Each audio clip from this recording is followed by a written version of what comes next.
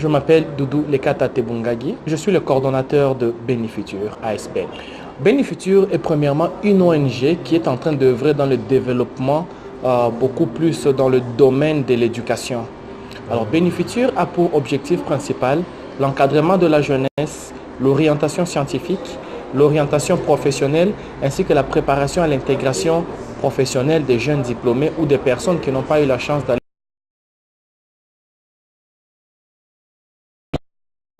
des jeunes, des adultes et ainsi que des professionnels, mais il s'occupe aussi au développement des compétences de ces derniers. Il n'a pas été facile pour moi d'implanter Bénifutur dans la ville de Béni.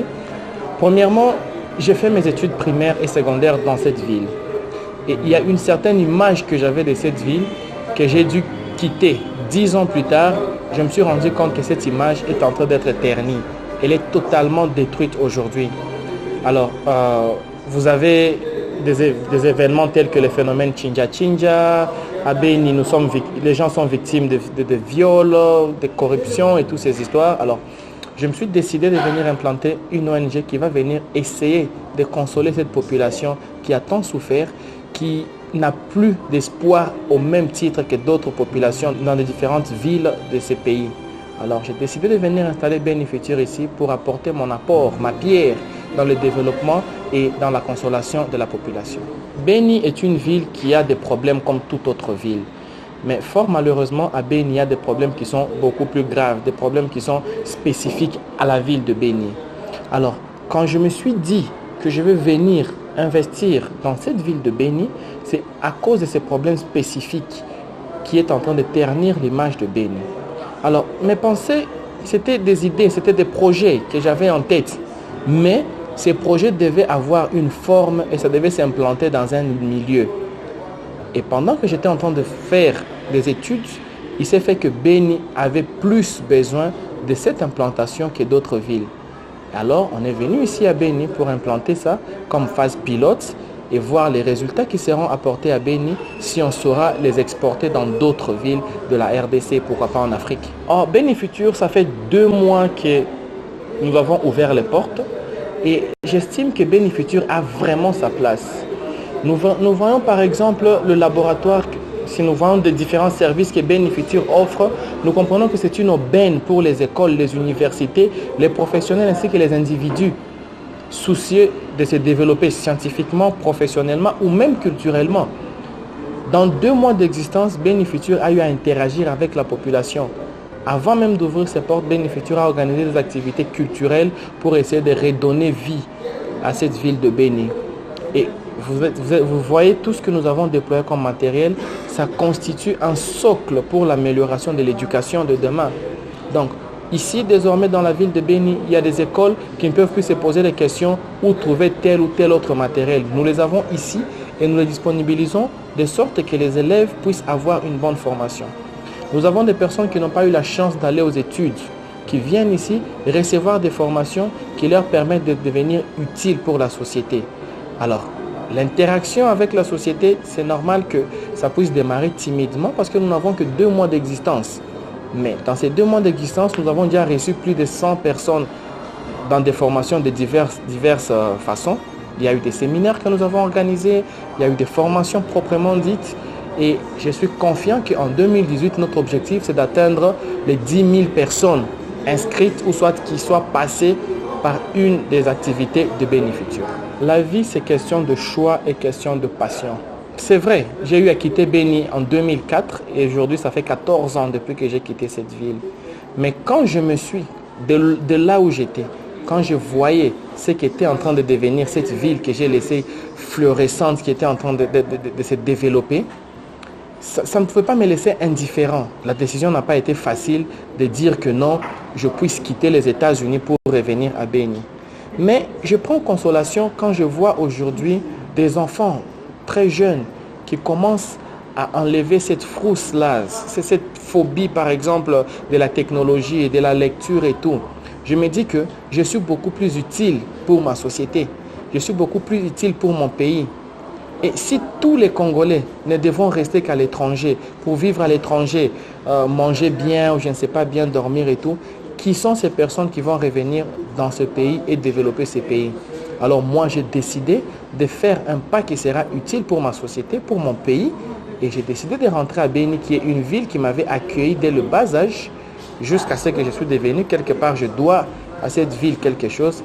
Et je vois que pour moi, c'est une façon de lui rendre ce qu'il m'a donné. Le mot Béni-Futur, c'est tout simplement pour faire comprendre aux gens que, quel que soit ce que nous sommes en train de vivre maintenant là, il existe un futur ou un avenir meilleur. Alors, nous savons apporter une vision, une idéologie dont nous sommes convaincus que, en respectant cette idéologie, le futur de cette ville sera bon. Alors, pourquoi est-ce qu'on dirait Béni présent alors que notre présent est ce que vous savez? Notre présent, il y a des difficultés. Notre présent, il y a la souffrance. Alors, nous sommes en train de travailler sur ce présent pour améliorer et avoir un futur assuré. Et c'est d'ailleurs même notre slogan. C'est une vision pour un avenir assuré. Donc, Béni-Futur, c'est tout simplement, nous travaillons sur le présent avec tout ce qu'il y a comme difficulté, médiocrité, souffrance, pour avoir un futur qui sera beaucoup plus prospère, beaucoup plus stable. Voilà pourquoi nous avons décidé de prendre le nom Béni-Futur. Et dans notre futur, nous voyons Béni comme étant une grande agglomération au centre des décisions de l'Afrique, au centre des décisions, voire même du monde. Alors, pourquoi ne pas espérer? Et pour y arriver, nous devons travailler au présent pour améliorer notre futur. Comme je l'ai dit au début, Béni-Futur est une ONG qui s'occupe essentiellement de l'éducation. Mais il y a plusieurs formes d'éducation. Nous avons l'éducation classique qui est le programme scolaire congolais ou le programme scolaire d'un pays quelconque. Ici à Béni-Futur, nous avons compris l'impact de la technologie pour la promotion scientifique, la promotion intellectuelle ainsi que le développement personnel. Et c'est cette technologie qui constitue l'élément manquant pour l'amélioration du système éducatif congolais. Alors par rapport à ça, Béni-Futur a beaucoup investi dans la technologie en mettant en place une salle de lecture, en mettant en place une bibliothèque très vaste avec des livres variés dans divers domaines. Béni-Futur a mis en place un parc informatique de plus de 45 ordinateurs qui sont libres d'accès aux personnes qui sont abonnés ou soit des membres de cette association. Béni-Futur a mis en place des équipements de matériel en réseau, des matériels dans le domaine de l'audiovisuel, des matériels sophistiqués ou soit des matériels didactiques dans le domaine de l'administration système, de la maintenance et tout. Et nous espérons qu'avec tout ce matériel, lorsque la formation atteint son point d'expérimentation, on a besoin de matériel. Et c'est tout ce qui est en train de manquer dans la ville de Béni ou soit dans notre pays, la RDC. Alors lorsque Béni-Futur est venu, s'est installé et a mis à disposition des personnes désireuses de se développer dans tel ou tel autre domaine, nous pensons que ce mythe qui veut à ce que seuls les Blancs sont intelligents ou soit seuls d'autres personnes sont intelligents et pas nous, sera levé. Et vous l'avez vu dernièrement dans nos activités, il y a des enfants qui ont commencé à utiliser ces matériels de manière positive et de manière constructive pour leur permettre de se développer intellectuellement. Bénifutur, en tant qu'ONG, premièrement, il y a toute la panoplie des normes qui doivent être respectées pour être appelées ONG. Mais sur l'aspect fonctionnement de Bénifutur, nous avons un secrétariat exécutif, nous avons un service de la communication, nous avons un service de la logistique et nous avons aussi un service d'assistance technique. Alors, Bénifutur, c'est une ONG. Nous venons là pas pour essayer de collecter l'argent, nous venons plutôt pour essayer d'aider la population. Alors, les prix se veut être de manière très libérale et démocratique. Bénifutur cherche plutôt des partenariats avec des écoles pour faire bénéficier leurs élèves des services que Bénifutur offre à moindre frais. Bénifutur contracte des partenariats avec des entreprises pour leur offrir certains services pour promouvoir leur production, mais cela à moindre frais. Les tarifs sont variés, ça dépend d'une formation à une autre, mais ce qui est sûr et ce qui est garanti, c'est que les prix de Bénifutur sont à caractère humanitaire. Dans tout ce que nous faisons, il y a une très grande partie de l'humanitaire dans nos actions. Bénifutur a plusieurs salles de formation. Premièrement, nous avons la grande salle, qui est la salle de lecture et la salle de labo. Alors, cette salle-là, elle a une capacité d'accueil de 30 personnes où chacun est devant son ordinateur, peut apprendre et peut s'exercer. La deuxième salle, c'est notre salle de formation qui a une capacité de 18 personnes simultanément. La troisième salle, nous avons une salle infographique qui a une capacité de 8 personnes. Et enfin, nous avons la salle de maintenance qui peut accueillir jusqu'à 6 personnes simultanément. Bénifutur a quelques agents. Comme on dit, dans toute structure humanitaire, les personnes qui viennent travailler à l'intérieur sont des volontaires. Bénifutur a eu à rassembler des personnes avec certains talents, avec certaines compétences, qui ont accepté et qui ont adhéré à la vision de Bénifutur. Et ces personnes ont voué, sont en train de donner leur temps, de donner leur expérience, leur connaissance, leur profil de manière volontaire pour permettre à ce que la vision de Bénifutur soit une réalité. Bien sûr, c'est une association, il n'y a pas de retombées financières, mais ces personnes reçoivent des primes ou soit des motivations qui sont dérisoires, qui ne valent pas l'équivalent des efforts qu'ils sont en train de faire pour faire fonctionner Bénifutur. La ville de Béni est une ville qui n'a pas d'électricité permanente comme dans d'autres villes, de la SNEL par exemple. Alors à Béni, il y a un système qu'on appelle des groupes électrogènes qui sont partagés par les utilisateurs. Bénifutur est abonné dans ce système, mais ces groupes, ça pose des fois des problèmes, il y a des coupures, des mauvaises tensions et tout. Alors Bénifutur s'est équipé aussi d'un générateur propre à lui qui lui permet d'avoir un temps d'interruption très réduit au cas où il y avait coupure électrique ou soit il y avait une mauvaise tension qui était fournie par nos fournisseurs d'énergie. Bénifutur est en train de contribuer énormément dans la promotion culturelle. Premièrement, nous nous sommes rendus compte que la culture de la ville de Béni était dans une phase qui est stagnante. Il y a beaucoup de jeunes qui ont des talents dans divers domaines, dans la musique, dans le théâtre, dans le cinéma et tout. Mais malheureusement, il n'y a pas de plateforme qui leur permettent de développer leurs compétences, ou soit leur intelligence dans cet axe-là. Alors, Bénifutur organise des activités culturelles. Il y a eu en co-organisation avec des maisons de la place telles que Peak Club, Brassimba. Nous avons organisé l'élection Miss Peak. Bénifutur a appuyé énormément l'organisation pour avoir cette activité. Bénifutur a organisé une excursion à 17 km. Et ça, c'était un message que nous étions en train de transmettre à la communauté, à l'opinion internationale et nationale, que malgré tout ce qui se passe à Béni, il y a encore des personnes dynamiques qui veulent se développer, se promouvoir et jouir de la vie au même titre que les personnes qui sont ailleurs. Et très bientôt, la Bénifutur va lancer des concours de danse, il va lancer des concours génies en herbe, des concours d'orthographe et beaucoup d'autres activités.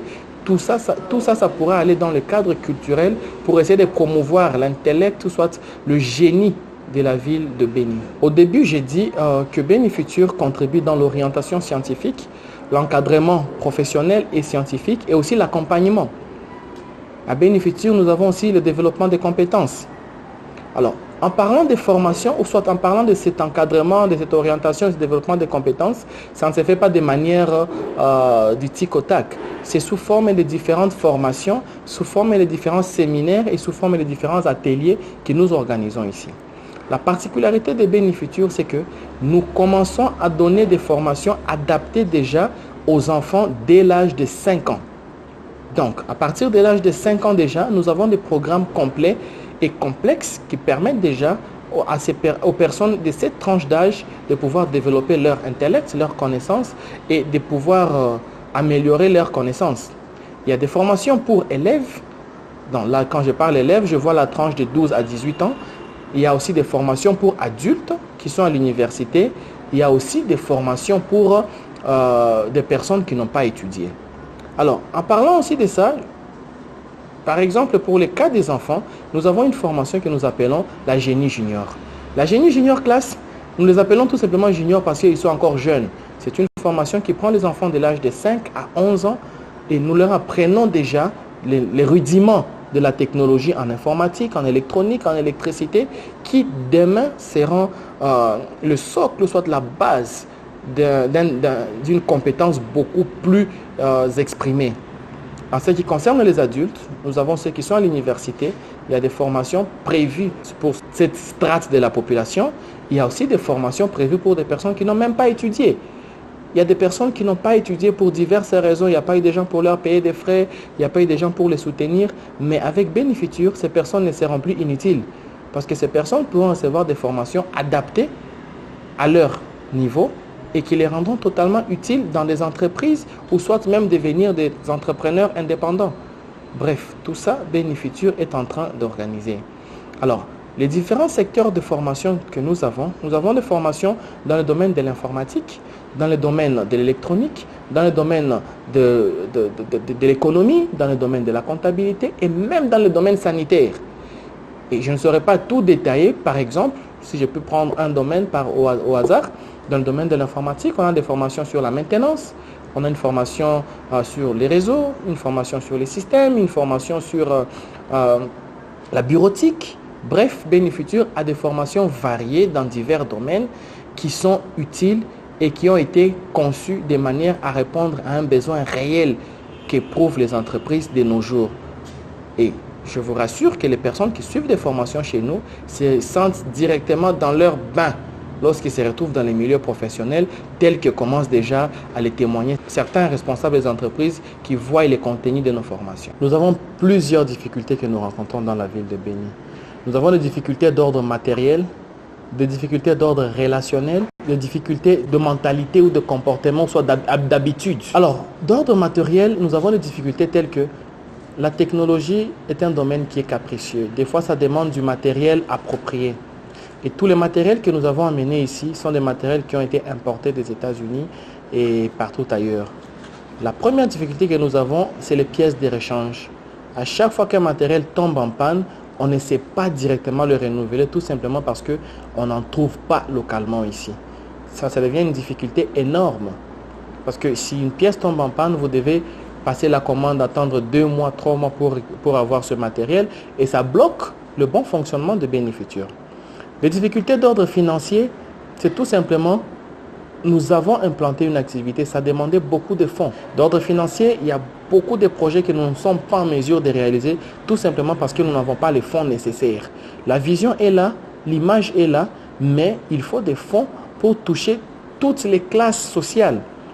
Ce qui fait que les formations que nous donnons à Bénifuture, ou soit les services que nous offrons ici à Bénifuture, ça se limite à un certain nombre de personnes qui devient insignifiant par rapport à la population globale. Suite à cette situation, je pense qu'il serait mieux que nous puissions être suivis ou soit assistés par des services de l'État, par des services par des personnes privées ou soit même par toute personne qui aimerait ou soit qui adhère, qui comprend que cette vision, elle est nécessaire pour Béni, elle est nécessaire pour la RDC, elle est nécessaire pour l'Afrique, qui puisse venir s'unir à nous et qu'ensemble nous puissions faire de cette vision une réalité et quitter cet état de médiocrité que nous sommes en train de vivre depuis plusieurs années. Alors, troisièmement, nous avons la difficulté d'ordre mental.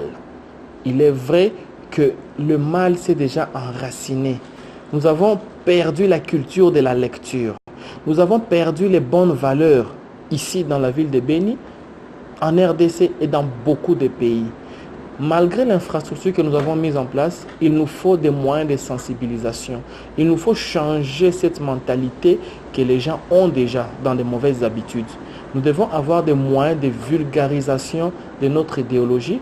Nous devons être en mesure de sensibiliser les gens dans la lecture, sensibiliser les gens dans la promotion personnelle, sensibiliser les gens et les amener à utiliser les matériels que nous avons mis en place pour eux.